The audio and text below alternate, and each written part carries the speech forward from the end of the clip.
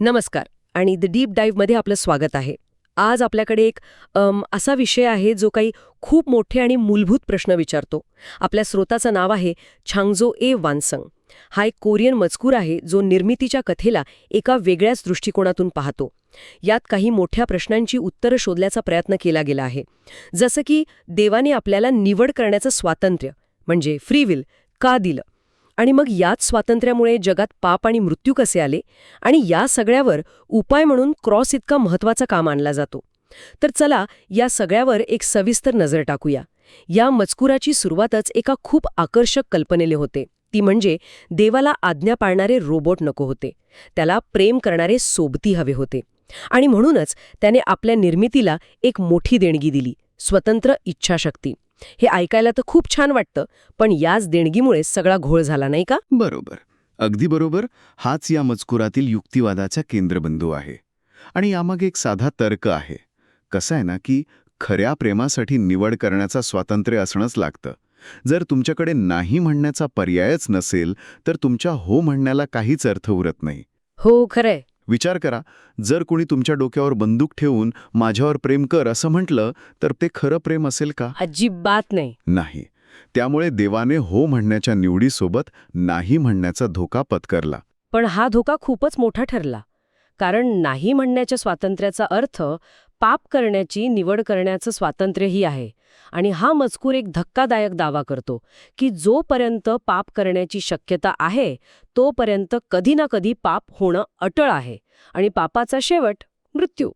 तर देवाने एक प्रकारे एक अशी सिस्टम तयार केली जी फेल होऊ शकत होती. हो, आणि इथेच या मजकुरातला सगळ्यात मोठा आणि अनपेक्षित विचार समोर येतो. आपण सहसा निर्मितीनं कसं बघतो, एक क्षणात पूर्ण झालेली परिपूर्ण घटना म्हणून. देवाने जग निर्माण केलं आणि ते उत्तम होतं. हो, पण हा मजकूर म्हणतो की ही एक अपूर्ण, अस्थिर आणि जवळजवळ अयशस्वी झालेली सुरुवात होती.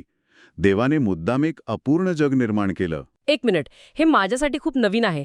देवाने मुद्दाम अपूर्ण जग निर्माण केलं का? त्याला हे माहीत नव्हतं का की याचा शेवट काय होणार आहे? या लेखकाच्या युक्तिवादानुसार देवाला हे सुरुवातीपासूनच माहीत होतं. तो काळाच्या पलीकडे पाहू शकत असल्यामुळे त्याला हे दिसत होतं की स्वतंत्र इच्छाशक्तीचा परिणाम पाप आणि मृत्यूमध्ये होणार आहे. पण तरीही त्याने हा धोका पत्करला. हे असं आहे जसं आपण लहान मुलांना सायकल चालवायला शिकवतो. आपल्याला माहीत असतं की ते पडणार आहेत, त्यांना जखम होणार आहे. हो, गुडघे फुटणार आहेत. या मजकुरानुसार देवाने काहीसा असाच धोका पत्करला, पण एका खूप मोठ्या पातळीवर. ही तुलना खरंच खूप छान आहे. म्हणजे सुरुवातीची अस्थिरता ही निर्मितीच्या प्रक्रियेचा एक भाग होती, शेवट नाही.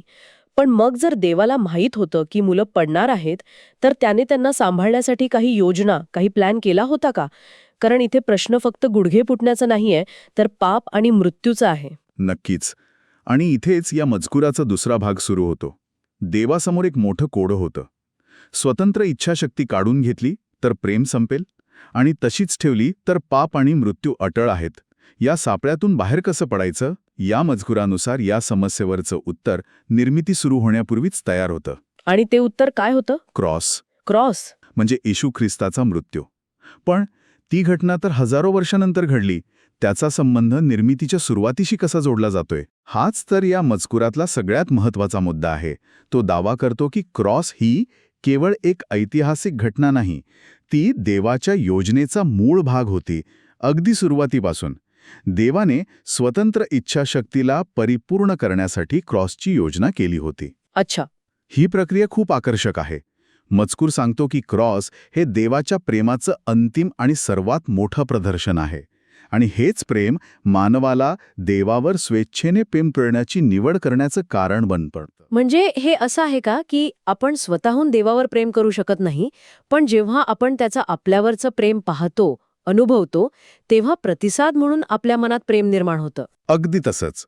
या मजकुरात एक महत्त्वाचा दावा केला आहे की निर्मिती स्वतःहून देवावर प्रेम करू शकत नाही. तिला प्रथम देवाचे प्रेम अनुभवावे लागते. क्रॉस हा तोच अनुभव देतो. तो एका विभाजक रेषेसारखा काम करतो. विभाजक रेषा? हो. काही जण देवाच्या या निस्वार्थ प्रेमाला पाहतात, अनुभवतात आणि त्याच्याकडे आकर्षित होतात. तर काही जण ते नाकारतात आणि स्वतःच्या मार्गावर जातात. त्यांची स्वतंत्र इच्छाशक्ती त्या नकाराला चिकटून राहते. ठीक आहे, जे नाकारतात त्यांचं सोडून देऊया. पण जे हे प्रेम स्वीकारतात त्यांचं काय होतं? त्यांची स्वतंत्र इच्छाशक्ती परिपूर्ण होते म्हणजे नेमकं काय होतं? ती काढून घेतली जाते का? नाही, ती काढून घेतली जात नाही. उलट ती अधिक मजबूत होते. इथे मजकूर एक खूप शक्तिशाली उदाहरण देतो. समजा तुमचं तुमच्या आई-वडिलांवर मनापासून प्रेम आहे. हो. तर तुम्ही त्यांची हत्या करण्याचा विचार कधी करू शकाल का? नाही, अजिबात नाही. तो विचारही असह्य आहे. का? तुमच्याकडे शारीरिक ताकद नाही म्हणून? की कायद्याची भीती आहे म्हणून? नाही, यापैकी काहीच नाही. माझ्या मनात जे प्रेम आहे त्यांच्याबद्दल, त्यामुळे मला ते अशक्य वाटतं. मी ते निवडणारच नाही. अगदी बरोबर. हीच आहे स्वतंत्र इच्छाशक्तीची पूर्णता. तुमची निवड करण्याची क्षमता तशीच राहते, पण तुमचं प्रेम इतकं वाढतं की तुम्ही चुकीची निवड करणं अशक्य होऊन बसतं. आज्ञा पाळणं ही एक सक्ती किंवा कर्तव्य राहत नाही. तर ती एक आनंदी आणि नैसर्गिक निवड बनते. एक्झॅक्टली. भीती किंवा जबरदस्ती नाही, तर प्रेमातून आलेलं स्वातंत्र्य. आणि हेच देवाचं अंतिम ध्येय होतं. वाव, म्हणजे स्वातंत्र्य काढून न घेता प्रेमाने त्याला योग्य दिशा देणं, ही कल्पनाच खूप वेगळी आहे, हो ना? पण क्रॉसने फक्त प्रेमच दाखवलं की आणखीही काही साध्य केलं? कारण या मजकुरात 10 गोष्टींची यादी आहे. त्यातल्या काही महत्वाच्या गोष्टी कोणत्या आहेत? त्यातली पहिली आणि सर्वात महत्वाची गोष्ट म्हणजे क्रॉसने देवाचं प्रेम आणि न्याय या दोन्ही गोष्टी एकाच वेळी सिद्ध केल्या. प्रेम तर स्पष्ट दिसतं, पण न्यायाचा मुद्दा थोडा गुंतागुंतीचा आहे. हो, तो मलाही थोडा अवघड वाटला. मजकूर म्हणतो की देव आदमला सहज माफ करू शकत नव्हता, कारण मग त्याला सैतानालाही माफ करावं लागलं असतं. हे जरा सोपं करून सांगता येईल का? नक्कीच. न्यायाचा मुद्दा थोडा कायद्यासारखा आहे. समजा एका न्यायाधीशाने आपल्या मुलाला गुन्हा करूनही काही शिक्षा न देता सोडून दिलं, तर तो न्यायी कसा राहील? त्याच्यावर पक्षपाताचा आरोप होईल, बरोबर? बरोबर. देवासमोरही असाच प्रश्न होता. पापाची शिक्षा मृत्यू आहे, हा नियम त्यानेच लावला होता. जर त्याने आदामला सहज माफ केलं, तर मग सैतानाच्या बाबतीतही त्याला तेच करावं लागलं असतं. मग तो न्यायदेव राहिला नसता. अच्छा, म्हणजे तो स्वतःच्याच नियमात अडकल्यासारखा झाला होता. हो, असं म्हणूया. म्हणून येशूच्या बलिदानाने एक कायदेशीर मार्ग तयार केला. तिथे पापाची शिक्षा दिली गेली, मृत्यू, आणि त्याचवेळी पश्चाताप करणाऱ्यांसाठी क्षमेचा मार्गही खुला झाला. त्यामुळे देवाचा न्याय म्हणजे पापाला शिक्षा आणि प्रेम म्हणजे मानवाला क्षमा, दोन्ही एकाच वेळी सिद्ध झाले. ठीक आहे, आता हे स्पष्ट झालं. हे का कायदेशीर तरतुदीसारखं आहे, जी न्याय आणि दया या दोन्हींना सांभाळते. याच संदर्भात शेवटचा आदाम हा शब्द येतो. हा शब्द थोडा विचित्र वाटतो. त्याचा अर्थ काय आहे? हा एक महत्वाचा धर्मशास्त्रीय शब्द आहे. इथे शेवटचा आदाम म्हणण्याचा अर्थ असा आहे की जसा पहिला मानव आदाम याच्या एका चुकीमुळे पाप आणि मृत्यू जगात आले आणि संपूर्ण मानवजातीला त्याचा वारसा मिळाला. हो, त्याचप्रमाणे येशूने शेवटच्या आदामच्या भूमिकेत ती साखळी तोडली आणि एक नवीन सुरुवात केली. त्याच्या आज्ञाधारकतेमुळे मानवजातीला पुन्हा देवाशी जोडलं जाण्याचा मार्ग मिळाला. पहिल्या आदामने जे गमावलं ते शेवटच्या आदामने परत मिळवून दिलं. आणि याच शेवटच्या आदामने म्हणजे येशूने आणखी एक गोष्ट सिद्ध केली, ती म्हणजे देवाच्या आज्ञा पाळणं शक्य आहे. अगदी बरोबर. सैतानाचा सुरुवातीपासून हाच आरोप होता की देवाच्या आज्ञा खूप कठीण आहेत, मानव त्या पाळूच शकत नाही. पण येशूने मानवी शरीरात सर्व मोह आणि परीक्षांना तोंड देऊन त्या सर्व आज्ञा पूर्णपणे पाळल्या. त्यामुळे कोणीही असं म्हणू शकत नाही की देवाच्या अपेक्षा अवास्तव होत्या. देवाने स्वतः मानवी रूपात येऊन त्या पूर्ण करून दाखवल्या. या सगळ्या मुद्द्यांपैकी एक मुद्दा मला सर्वात जास्त अस्वस्थ करणारा आणि प्रभावी वाटला. तो म्हणजे क्रॉसने पापाचं खरं स्वरूप उघड केलं. एक मिनिट थांबा, म्हणजे पाप किती वाईट आहे हे दाखवण्यासाठी देवाला स्वतः क्रॉसवर जावं लागलं? हे थोडं टोकाचं नाही वाटत का? हो, हे टोकाचंच आहे. आणि लेखकाच्या मते तेच गरजेचं होतं. त्याचा युक्तिवाद असा आहे की जोपर्यंत देव सर्वशक्तिमान आणि अदृश्य होता, तोपर्यंत पापाशी खरी ताकद किंवा त्याची क्रूरता दिसून येत नव्हती.